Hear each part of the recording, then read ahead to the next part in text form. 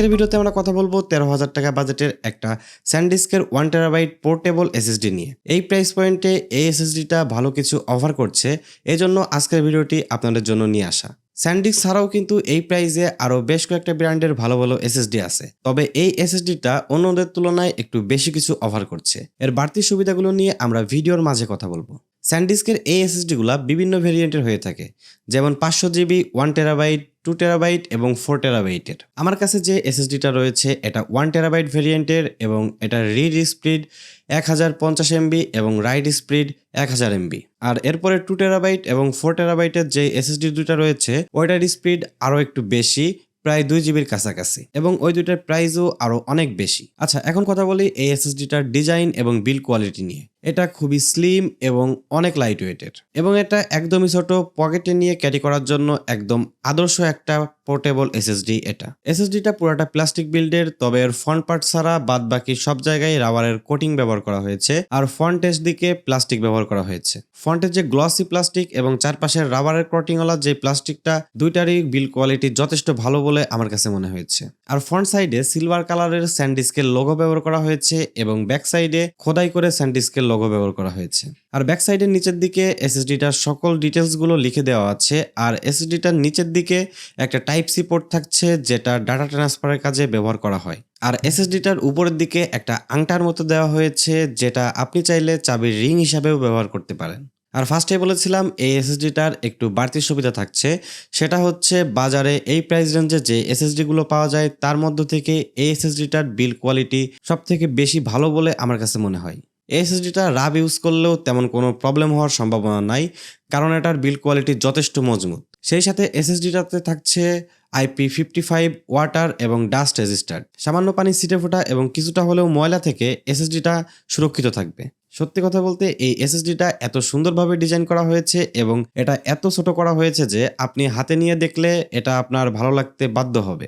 আচ্ছা, এখন কথা বলি এই এসএসডিটা আমরা কিভাবে ব্যবহার করব। বক্সের মধ্যে এসএসডি ছাড়াও আরও একটা type C to type C cable থাকছে এবং টাইপ এ একটা কনভার্টার থাকছে। Type C to type C cable দিয়ে আপনি চাইলেই যে কোনো মোবাইলের সঙ্গে এসএসডিটা কানেক্ট করতে পারবেন, এবং আপনার পিসি অথবা ল্যাপটপে যদি টাইপ সি পোর্ট থাকে তাহলে অবশ্যই আপনি ফাস্ট ডাটা ট্রান্সফার করতে পারবেন।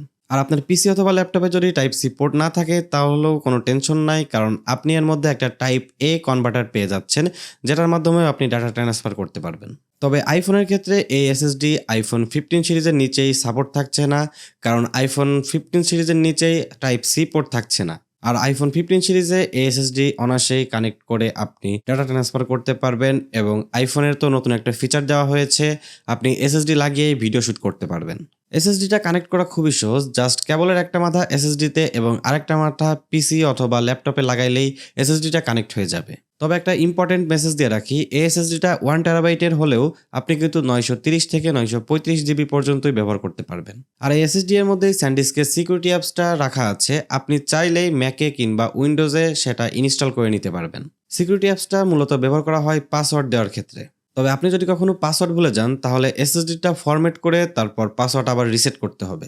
তো আমি সাজেশন করব খুবই পার্সোনাল কিছু না থাকলে এসএসডিটা লক করে রাখার কোনো প্রয়োজন নাই। এখন কথা বলবো এই পোর্টেবল এসএসডিটা কাদের জন্য বেটার অপশন।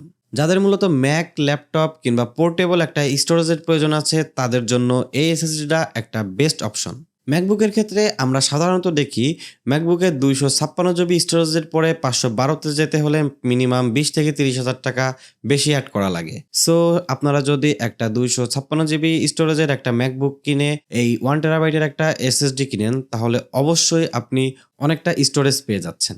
আর যেহেতু এই এসএসডিটার স্পিডটা অনেক বেশি, সো আপনি ম্যাকে কিংবা উইন্ডোজে যেটাতেই ব্যবহার করেন না কেন আপনার কোনো দিক থেকেই খারাপ লাগবে না। আবার পোর্টেবল এসএসডির একটা প্লাস পয়েন্ট হচ্ছে আপনি যে কোনো জায়গায় ক্যারি করতে পারছেন খুব সহজেই, এবং কন্টেন্ট ক্রিয়েটরদের জন্য এটা একটা সুইট অপশন বলে আমি মনে করি। আরেকটা বিষয় আপনাদেরকে জানিয়ে দিই, আপনারা উইন্ডোজ কিংবা ম্যাকে এই এসএসডিটা ইউজ করার সময় সর্বপ্রথম এসএসডিটা লাগিয়ে আপনার ডিভাইসটা রিস্টার্ট করে নেবেন, তাহলে এটা থেকে একটা বেটার পারফরমেন্স পাবেন। আর এটার প্রাইসের কথা বলতে গেলে এটার প্রাইস বিভিন্ন ওয়েবসাইটে বিভিন্ন রকম দেখাবে। আমি স্টারটেক থেকে কিনেছি 13,000 টাকায় এবং 2 বছরের ওয়ারেন্টি সহ। এই ওয়ারেন্টি এবং প্রাইসের বিষয়টা এক এক সাইটে এক এক রকম হয়ে থাকে, তো অবশ্যই কেনার আগে আপনারা ভালোভাবে চেক করে তারপর এসএসডিটা কিনবেন। তো আজকের ভিডিওটি এই পর্যন্ত ছিল। ভিডিওটি ভালো লাগলে ভিডিওতে লাইক, কমেন্ট, শেয়ার এবং চ্যানেলটিকে সাবস্ক্রাইব করতে ভুলবেন না। আসসালামু আলাইকুম।